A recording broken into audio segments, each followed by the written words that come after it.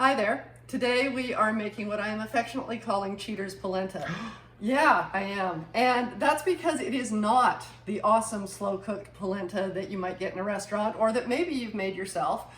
This is the weeknight version, or the I've never made polenta and I'm a little intimidated and I don't have the time for that sort of thing version.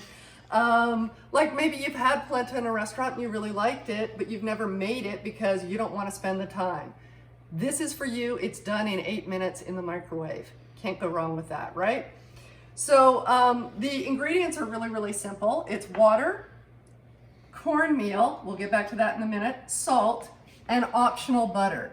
You can also, instead or with the butter, you can add parmesan, you could add blue cheese, you could add olive oil, you could add some garlic.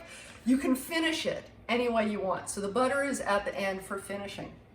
What you need for the polenta really is water, some kind of cornmeal, and salt.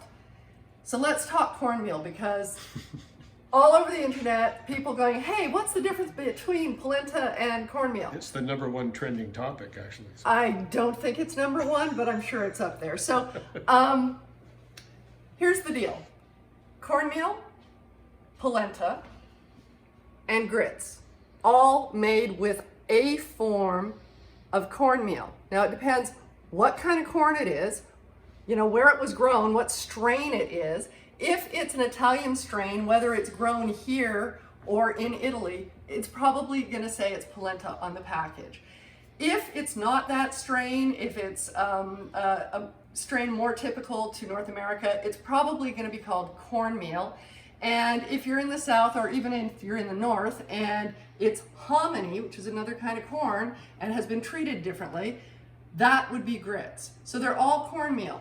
So the question is, can polenta and cornmeal be used interchangeably? And the answer is actually yes. Oh, thank goodness. Not completely.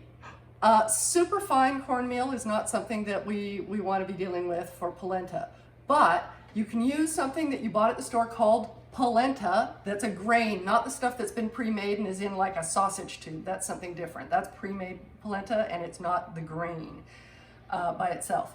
So you can buy it as polenta, you can buy it as cornmeal that is either medium or coarse. And that should produce, I keep just cornmeal in the house because I also want to be able to make cornbread. Or when I'm making regular bread or pizza, I might use cornmeal to stop it from sticking on the bottom of the pan. It's a versatile thing. It is. So a lot of people have medium cornmeal around, and if your package doesn't say what kind of cornmeal it is, it's probably medium, okay? So medium cornmeal can be used to make a really nice polenta. Is it going to be exactly the same as if you made polenta with polenta? No, it's not, because it's a different kind of corn. But the flavor is almost identical. Right? It's lovely, the texture's lovely, the flavor's good, and we like it. And like I said, we're making Cheater's polenta, so let's make it, right? Oh, give her. So we're starting with 2 cups of water and half a teaspoon of salt and half a cup, which is 75 grams in this case with my cornmeal. Yours might be different, so you might want to do it by volume, of cornmeal. I'm going to give it a quick stir with a whisk, and you really do need to use a whisk here. Maybe not right this minute, but when we get it out of the microwave at the halfway point, you definitely need a whisk, not a spoon.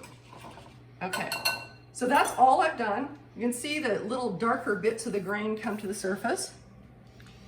That's not a problem. Those aren't any kind of bugs. They are not bugs. Okay. That's just a part of the cornmeal grain. So I am going to put this in the microwave for, well, eventually for 8 minutes, but we're going to start with 5 minutes. At the 5-minute mark, we're going to take it out, give it a little bit of a whisk, and put it back in for the final 3. So we'll come back. Is there a setting on the microwave that you use? I just use the high, regular, Okay. just, put 5 minutes in. Whatever the full is works for us. So we'll be back in 5 minutes.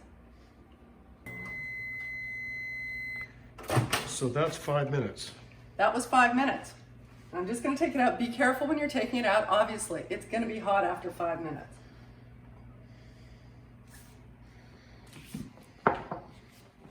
Now, if you can get in close, Rob, I just want people to be able to see how it's starting to get sort of solidified a bit on the outside. Right. And this is where we really need to give it a stir because that other water that's Because the sitting on temperature's top. not distributed evenly. is it? Exactly. Yeah. And we don't want lumps. That's one thing. Cornmeal and polenta can be very, very lumpy if you aren't stirring all the time when you're doing it on the stovetop. So this, I've found this a little over halfway seems to be the place where now all the water is getting soaked into the cornmeal that's there. I can see that's an essential maneuver. Otherwise, you're left with, at the end, you would have solid cornmeal on the bottom with some water on the top. It's very French of you to be doing that there. All right, so we're putting back in for 3 more minutes. And then that's it? And then we add butter, olive oil, cheese, whatever you like. So it's been another 3 minutes for a total of 8. And I'm just going to give it another whisk, make sure that there are no lumps in there. Going in. And it's looking pretty good.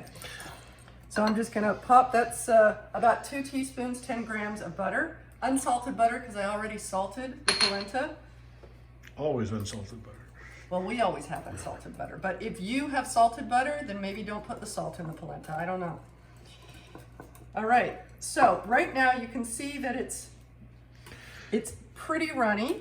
So it's interesting because it's not like the stuff you see in the tubes in the delis, right? Which is like a solid, cake of polenta. That's tomorrow's polenta. Oh, So okay. polenta comes in 2 varieties. There's runny polenta that's basically cornmeal porridge, like grits, and that is used as a side dish with, meats and fish and stuff. I think tonight we're going to do a pork tenderloin, and we have a burst cherry tomato sauce that we're going to pour over top of that. Polenta's really good with some kind of sauce on it, so if you're making like sausages or something like that and you have a pan sauce, it's great with that.